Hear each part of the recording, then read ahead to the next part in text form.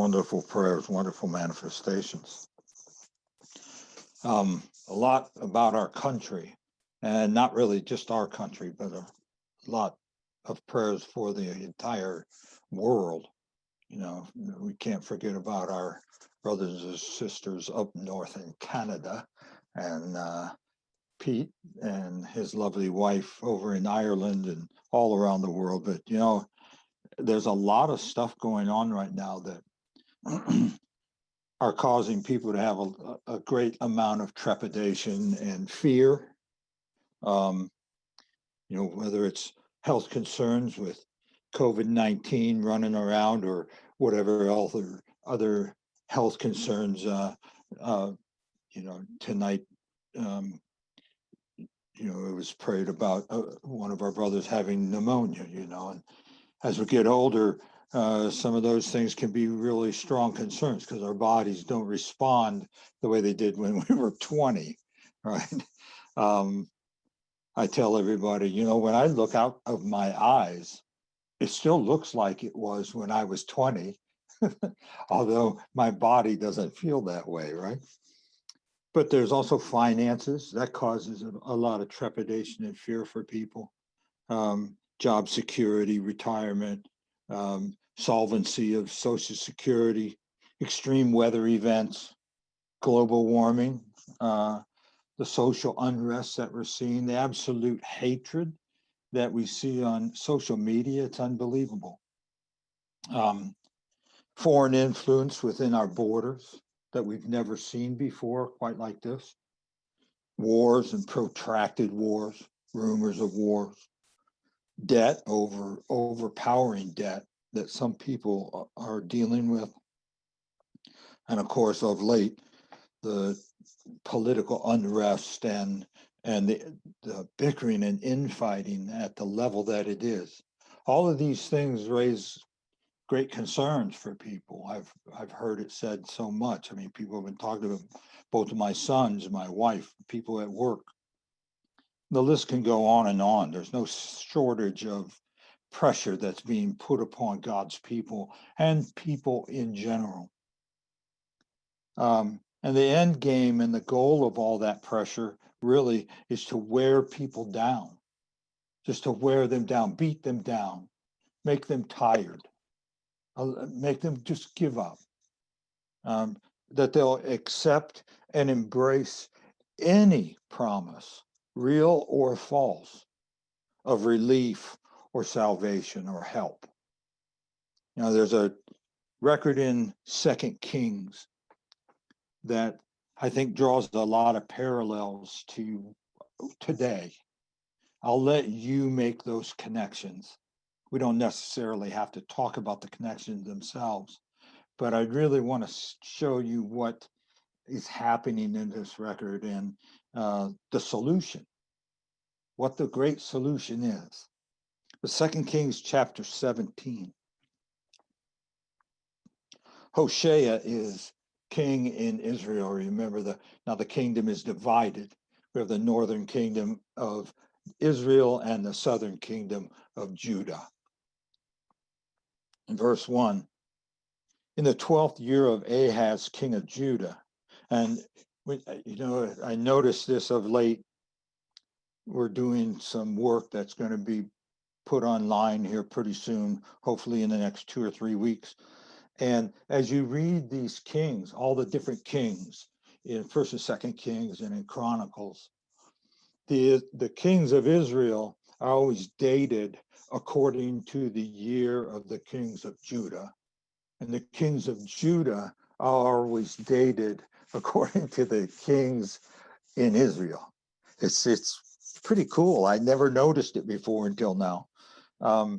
So in the 12th year of Ahaz, the king of Judah, Hoshea, who is the king, who's going to be the king in Israel, the son of Elah, began to reign in Samaria and reigned over Israel for 9 years.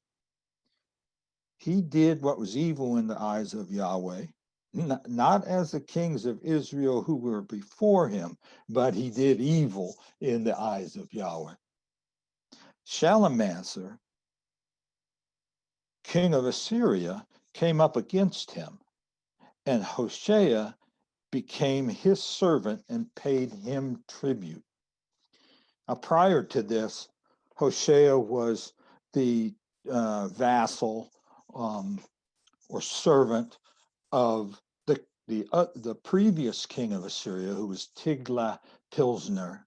Well, if you look over at hold your finger here and look at 2 Kings chapter 15, back 2 chapters, verse 29.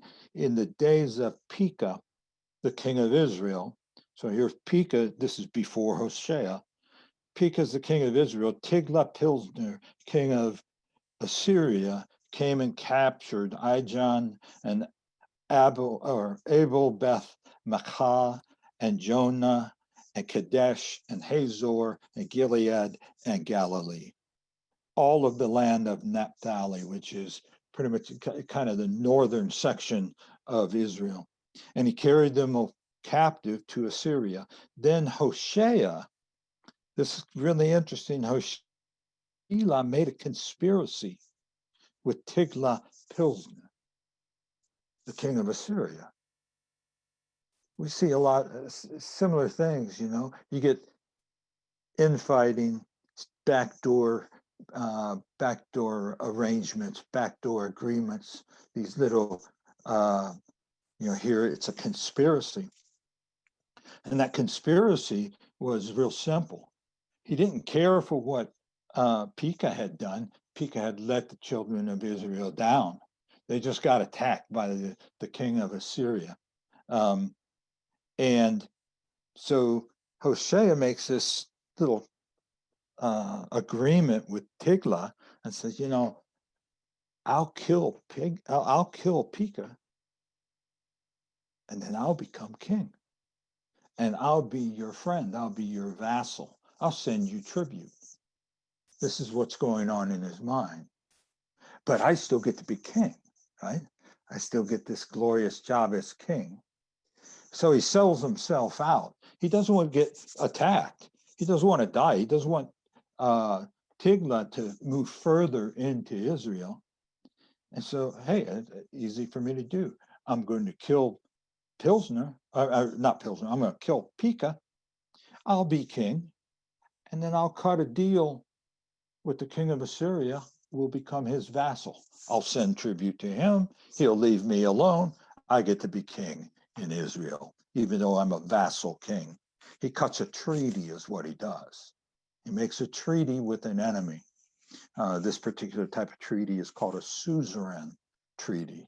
The Suzerain was the king of Assyria, and Hoshea was his vassal. Now he does this, why?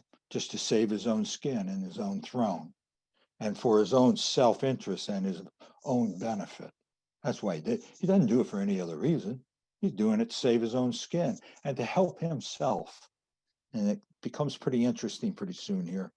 Oh, by the way, this is something that Yahweh had forbidden Israel to do.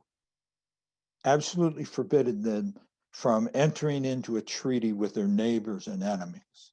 You can look that up. You can jot down Deuteronomy chapter 7, verse 2. They were not to become a suzerain, and they were not to become a vassal. Either one. They were not to cut a treaty with their neighbors or their enemies. You can see it also in Exodus 23:32, where God says, you must make no covenant with them or with their gods. They must not live in your land, lest they make you sin against me. For if you serve their gods, it will surely be a snare to you. Now, let's go back to chapter 17 here. So this is what God forbid Israel from doing this. Yet Hoshea, he's going to cut this, he cuts this covenant with Tiglath. But now Tiglath is no longer king. Shalmaneser has become king. And in verse 4, but the king of Assyria found conspiracy in Hoshea. Oh, surprise, surprise. It's kind of in his makeup, isn't it? He already made a conspiracy against Pekah. the king before him in Israel, all of a sudden, the king of Syria notices some conspiracy in Hoshea. It's kind of his makeup by now. For he had sent messengers to So, king of Egypt, and offered no tribute to the king of Assyria, as he had done year by year. So the king of Assyria shut him up and bound him in prison. Here, Hoshea was trying to play both ends. He had made one treaty with Assyria. Now he's going to break that treaty and try to set up a new treaty with Egypt. I asked myself, why would he do that? Why go south to Egypt? Well, Assyria is right on in his north. He's right in his north. He's in his grill. He's right in the northern part of his own country. Egypt had no interest in Israel at this time, but they would have interest in a vassal and a vassal king's territory, because that vassal is going to pay tribute. He's going to help. So here, Hoshea is trying to cut a deal with Egypt. Hey, I could become your vassal and send you tribute if you kind of give me a hand and get Assyria out of my country, push them out, and protect me on the northern borders, because that's part of the deal in a suzerain treaty. The suzerain agrees to protect and take care of their vassal as long as the vassal is sending tribute and all that to the suzerain. Make sense? Follow that? That's a suzerain treaty. So, there's tension between Assyria and Israel. So Hoshea says, I might be able to better my position. I'll be loyal as long as it's convenient. But then I'm going to break that loyalty, see if I can carve out something better with the king of Egypt. Things aren't looking really good for Hoshea. In fact, the king of Assyria binds him up and throws him into prison. It's interesting, the words, he found his conspiracy in Hoshea. He was watching for it. He was looking for it. Well, why not? Hoshea he knows it. Hoshea already betrayed his own king, Pekah. Why wouldn't he betray me, the king of Assyria? If he betrayed his own king, he'll betray me too. So he's watching for that. See all that intrigue? And we see the same stuff all the time. Backroom deals, backdoor deals, politically and in every other aspect of life. And it's interesting how people think, if I get in bed with my enemy will leave me alone. It never works out that way. It just never works that way. So here, Hoshea, he's made a treaty. He breaks a treaty. He's trying to make another treaty with another enemy. It's just not going real well. Verse 5. Then the king of Assyria came up throughout all the land. He's just not in the northern part of Israel. He's coming throughout all the land, and he goes up to Syria, or to Samaria, and he besieges it for 3 years. And when you besiege something, nothing's going in and nothing's coming out. You've got it besieged. That's what it means. Food, water, whatever they have is what they have. They're not, no caravans are going in there. No caravans are coming out. And they're not trading with anybody. 3 years, it's a long time. In the ninth month, or in the ninth year rather, of Hoshea, the king of Assyria captured Samaria, and he carried Israel away to Assyria and placed them in Halal and by the harbor, the river of Gozan, and in the cities of the Medes. Now, this came about because, this is God's perspective, this came about because the children of Israel had sinned against Yahweh, their God, who had brought them up out of the land of Egypt. Tonight in the manifestations, God reminded us that he's always watched over us. He has protected us and he will protect us. And I will not let you down, he said. But Israel had forgotten that. Brought you up out of the land of Egypt, from under the hand of Pharaoh, the king of Egypt, and had feared other gods. You forgot about this. You've sinned against Yahweh. You've forgotten that he brought you out of the land of Egypt, and now you have feared other gods. God said in the manifestations tonight, I am your God. Very point blank. I am your God. You need never fear. Fearing other gods indicates worship and servitude. And we don't really have the greatest understanding of the word fear. It doesn't mean scared of. It means a healthy respect and awe and fear of. But it manifests into worship and servitude too. It incorporates a lot more than being, hunkered down in a corner shaking. That's not what it's talking about. Not scared of. It's having an awe, fear, and respect, and you fall down and you worship and you love and you're in servitude too. Verse 8. Here they had feared other gods. Verse 8. And they walked in the statutes of the nations. This is what Israel had done. They walked in the statutes of the nations rather than the statutes of Yahweh. Whom this is a big point, whom Yahweh drove out from before the children of Israel, and they walked in the statutes of the kings of Israel, which they had made, statutes that the kings had made, rather than the statutes that God had made. The children of Israel secretly did things that were not right, behind closed doors. They did things secretly that were not right, acting against Yahweh, their God. And they built high places for themselves in all the cities, from the lower tower of the watchman to the fortified city. That phrase in the commentary, John explains it as basically everywhere. In all of the cities and wherever there was a tower, basically everywhere in Israel. And that's going to show up again in a big way. But they were acting against Yahweh, their God, in secret. And it reminded me of what Jesus said.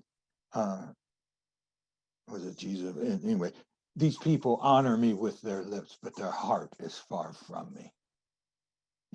They said things that sounded right, but in secret, they did things that were not right. It's in Isaiah, Isaiah 29:13. The Lord said, because this people draws near with their mouth and with their lips to honor me, but they have removed their heart far from me, and their fear of me is a commandment of men that has not been taught. And that's a really big deal here. Their fear of me is a commandment of men that has not been taught. It was not a true fear, awe, respect, worship of God. Back to 2 Kings, verse 10. And they, the Israelites, the people of Israel, had set up for themselves standing stones. These are standing stones. They're places of worship. And Asherah poles on every high hill and under every green tree. Every high hill, every green tree. It's just meaning everywhere. God says it's everywhere. This permeated their culture. And they turned incense into smoke perfume in all the high places. Oh, it smelled nice. Oh, it looked nice. Oh, they honored me with their lips, but their heart was far from me, he said. As did the nations. Now, the nations did that. Everybody else is doing it. Why shouldn't we, right? I mean, everybody else wants clean water, clean air, or whatever the case may be. Insert your favorite thing here. And they turned in such smoke. We read that. That Yahweh carried away before them, and they did wicked things, making Yahweh angry. And I know I've heard it said that no, God really doesn't have emotions, that these are metaphorical. No, God has emotions, real emotions, just like you and I do. And this stuff made him angry.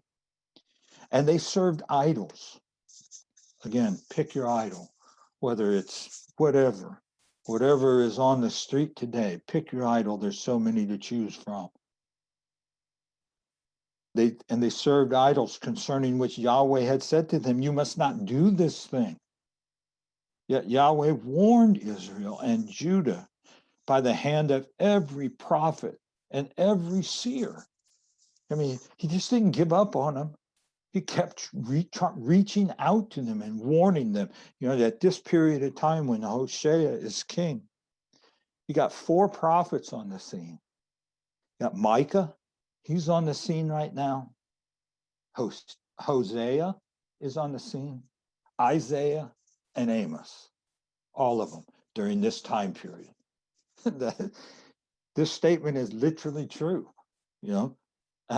Yahweh warned Israel and Judah by the hand of every prophet and every seer, saying, turn from your evil ways and keep my commandments and my statutes, not the statutes of men, but my statutes, in accordance with all the law that I commanded your fathers, and that I sent to you by the hand of my servants, the prophets. But no, they would not listen, but they stiffened their neck like the neck of their fathers. They became stiff-necked,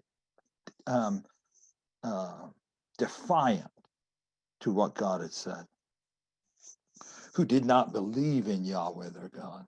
They rejected his statutes and his covenants that he made with their fathers and his warnings with which he had warned them, and they followed after worthless idols.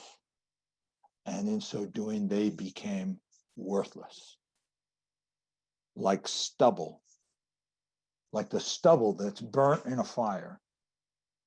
They followed worthless idols, and the worthless idols are going to be burnt in a fire one day. And they themselves became worthless, like stubble that is burnt in a fire. And they followed the nations that were around them, concerning whom Yahweh had commanded them that they should not do like them. They forsook all the commandments of Yahweh their God, and they made cast images for themselves, even 2 calves. Even 2 calves, it says. It's kind of cute.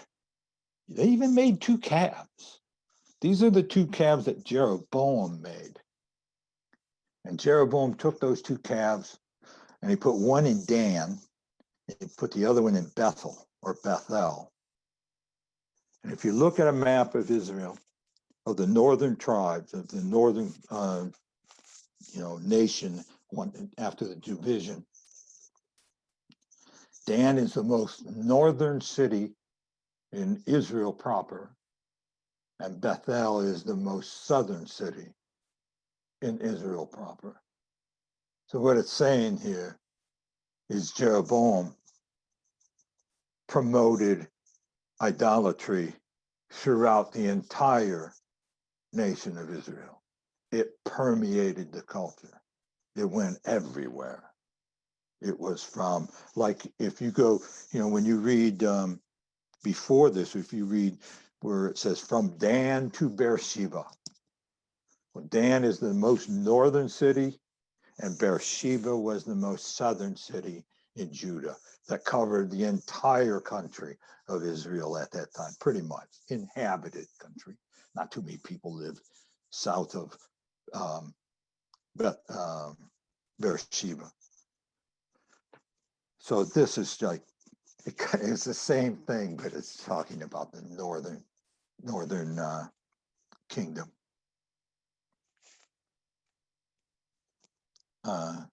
And he made an Asherah, and a good thing, and worshipped all the army of heaven, and he served Baal. All the army of heaven, the entire pantheon of gods, all of them. Let's not leave anybody out, right? So make sure we cover everybody, even that unknown guy.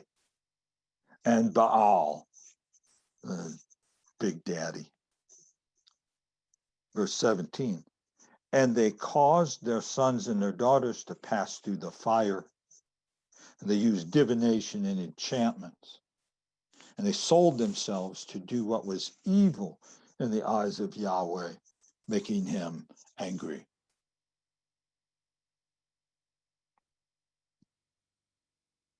We see a lot of that same thing today. It looks a little different today. It's more modern. It wears suits, has a tie, aftershave, cologne, high heels. It all looks real, lipstick. Looks a little different today.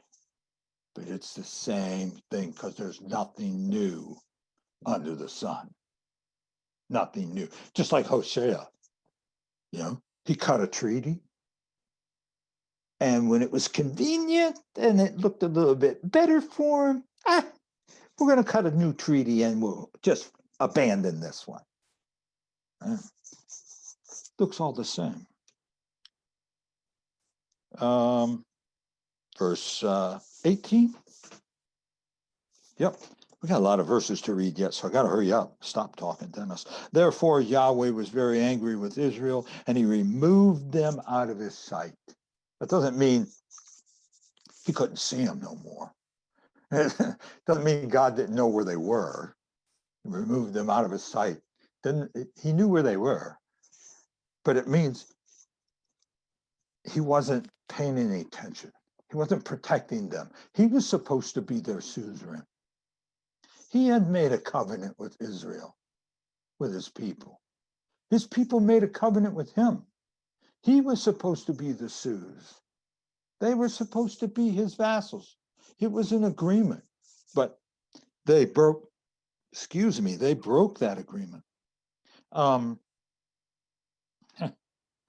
His focus, God's focus, was on Israel, the nation of Israel, the people of Israel.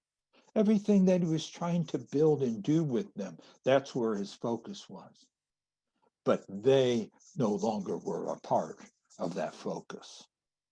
He removed them from his focus. He no longer blessed and no longer protected. None was left but the tribe of Judah only. Hey, but they weren't all that clean and green. Also, Judah did not keep the commandments of Yahweh their God, but walked in the customs that Israel had introduced. They weren't all spotless either. And God's going to give Israel a little later in history, give them another shot. That's when Jeremiah shows up on the scene, a few others, and they're prophesying. And then you know how that one goes. That doesn't do too well. They get carried off to Babylon. Once the door was opened for all of this foreign influence to be brought in to Israel, the culture was changed. It was changed really forever, or up until now. The culture was changed, and it was little by little, by little, by little, the same way that like gangrene eats, little by little, until the rot is so festered in so much, there's no saving the limb. there's nothing you can do but cut it off. Verse 20, so Yahweh rejected all the seed of Israel and afflicted them and delivered them into the hand of plunderers until he had cast them out of his sight. Yeah.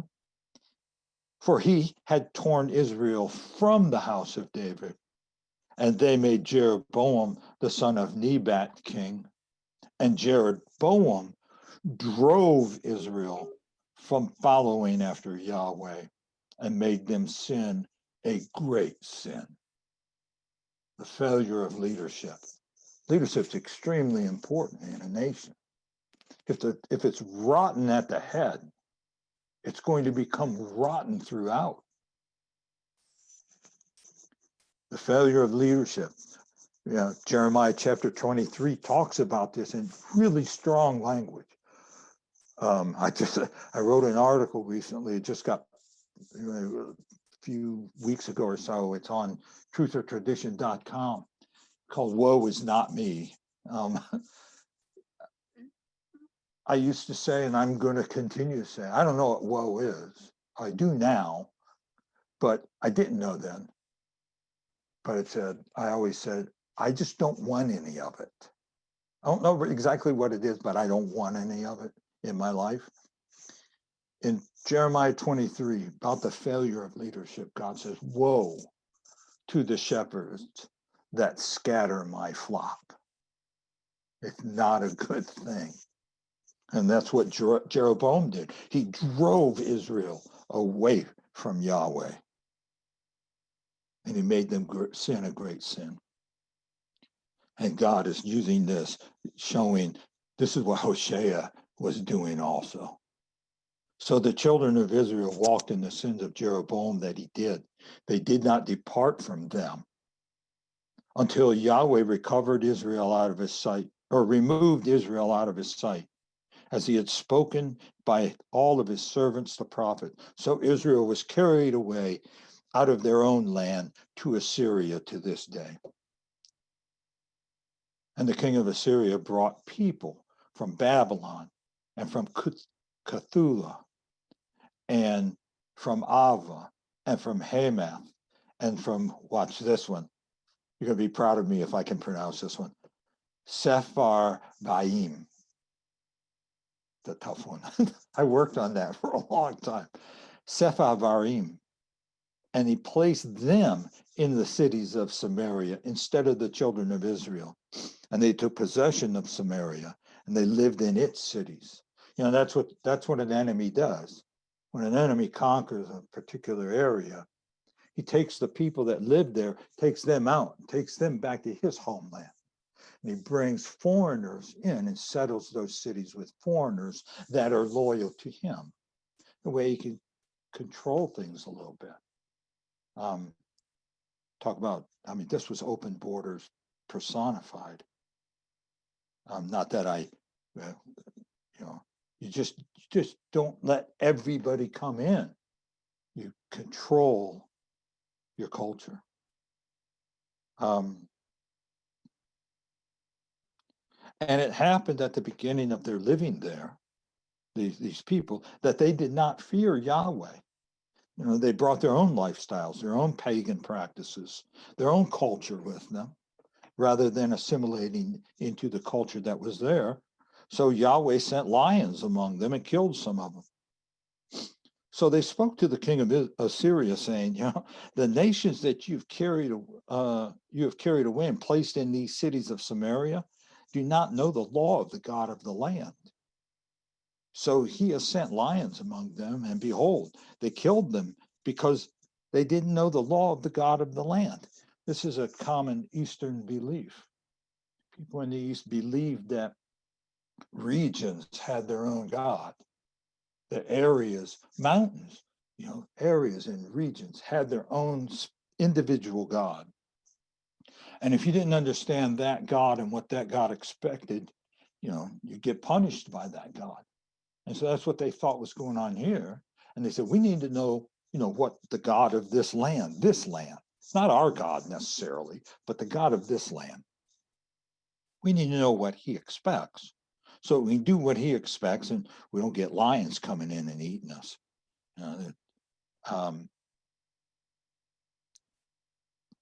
So, and there were gods, local gods. Many of them were demons. There were local gods in many different places.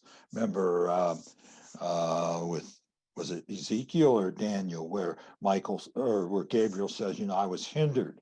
The king of Persia hindered me from coming to you with my message. A local God. Verse 27. Then the king of Assyria commanded, saying, okay, take back one of the priests. This is a pretty anemic effort if you're really trying to help people. Take back one of the priests whom you brought from there, and let him go and live there, and let him teach the law of the God of the land. So the king of Assyria, it kind of shows he really didn't care. Like, hey, so a few vassals got eaten by lions. Okay, well, I'll appease them. We'll send back one of the priests, and one of the priests could teach him. Okay. So one of the priests whom they had carried away from Samaria came and lived in Bethel, the most southern city of the kingdom of Israel, right? The most southern city. And he taught them how they should fear Yahweh. I'm sure that he taught everybody, right? He's living in the most southern city. He could have at least kind of, been a little more centrally located. He doesn't even go to Samaria, which is was the capital city. But every nation still, old habits die hard, still made their own, or made gods of their own, and put them in the houses on the high place that the Samaritans had made, every nation in their cities where they lived. The people from Babylon made Succoth Benoth, and the people from Cuth made Nergal, and the people from Hamath made Ashima, and the Avites made Nibhaz and Tartak, and the Sepharvites burned their children in the fire to Adramelech and Anamelech, the gods of Sepharvaim. So they feared Yahweh. And man, I had to call John on this one and talk to him. I said, this is a little confusing, but watch, this is really kind of beautiful the way God puts us. So they feared Yahweh. And I put in parentheses, along with their other gods, because that's exactly what it's going to reveal. But made for themselves, from among themselves, priests of the high places who sacrificed for them in the houses of the high places. But yeah, they feared Yahweh. Next verse. So they feared Yahweh. They tried to have it both ways. All they did was add Yahweh to their pantheon of gods. Yeah, we'll throw Yahweh a bone. Throw him a bone. Put him in the list. We'll make the list alphabetical. That way we're not favoring anybody. It's just alphabetical. Yahweh's near the end. And served their own gods after the manner of the nations from among whom they had been carried away. Now here's what God says, to this day they do according to their former manner. They do not fear Yahweh. And they do not follow their statutes, meaning that of the priests, or their ordinances, or the law of commandment that Yahweh commanded the children of Jacob, whom he named Israel, with whom Yahweh had cut a covenant. They were supposed to be God's vassals, but they broke that covenant and commanded them, saying, this is what God commanded them. Do not fear other gods. Do not fear other gods. With everything going in society today, with all of the stuff that's going on, do not fear other gods.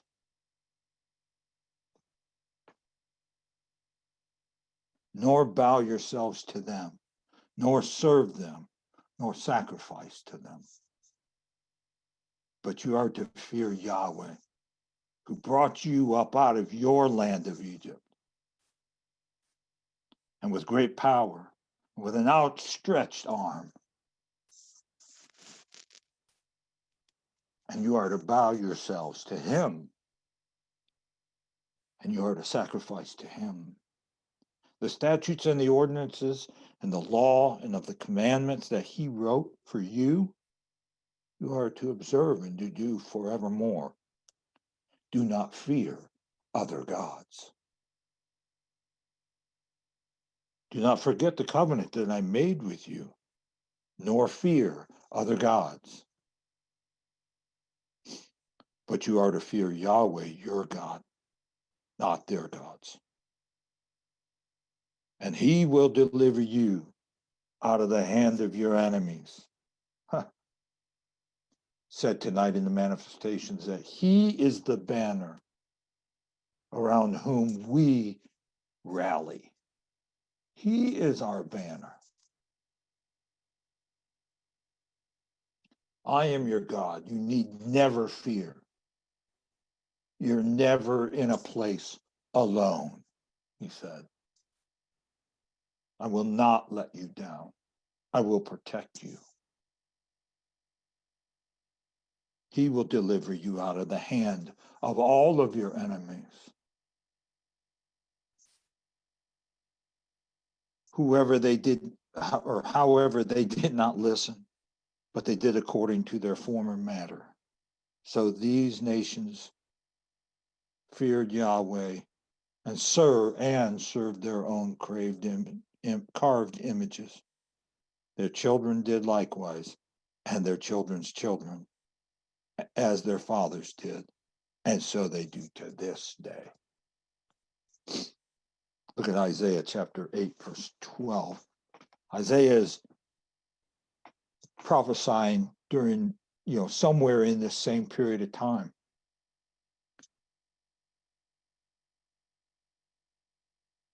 Isaiah 8:12. Do not say a conspiracy.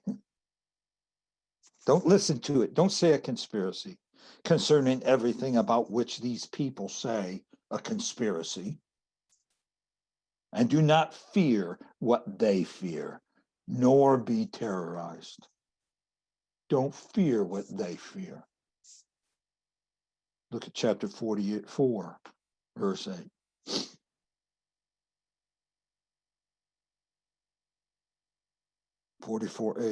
Do not fear, neither be afraid.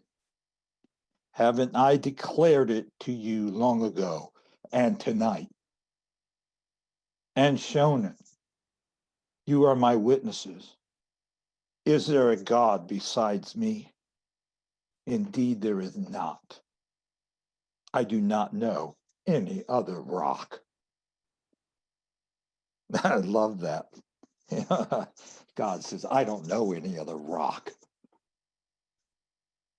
So in these troubling times, when there's so many different things that we could wrap our minds up in and be so overly concerned about, not that we don't care, because we do care about some of these issues, but we don't concern ourselves and consume ourselves with and be fearful about and overly worrisome. But when we live in a time where that can happen. But instead of being that way, what should we do in the chaotic and evil times that you see?